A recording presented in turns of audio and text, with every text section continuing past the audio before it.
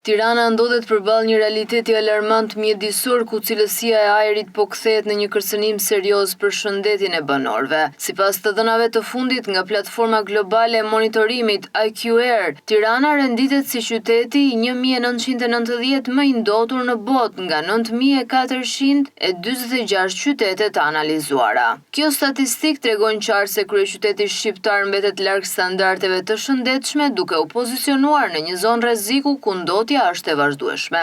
Analiza e vlerave të grimcave të imta PM2.5 për periudhën 2020-2025 nxjerr në pa një luhatje shqetësuese. Pavarësisht një rënje të lehtë në vitin 2025 me një mesatare vjetore prej 12.9 mikrogram për metër kub, niveli mbetet më shumë se dyfishi normës së sigurisë së Organizatës Botërore të Shëndetësisë, e cila këshillon një limit prej 5 mikrogram për metër kub. Historiku i viteve të fundit dëshmon për një krizë të pandalshme. Në vitin 2020, nivelet ishin 16 mikrogram për metër kub, në 2021 ishin 12.5 mikrogram për metër kub, në 2022 ishin 14.5, ndërsa në vitin 2023 arritën pikun e 16.7 mikrogram për metër kub, për të vijuar me 14.5 në vitin 2024. Këto shifra vërtetojnë se ajri në Tiranë thithet në kushte toksike thuajse çdo vit. Ky realitet mbështetet edhe nga raporti teknik i organizatës Coplan i publikuar në mars të 2025-s, i cili identifikon qytetin si një zonë në ndotje konstante.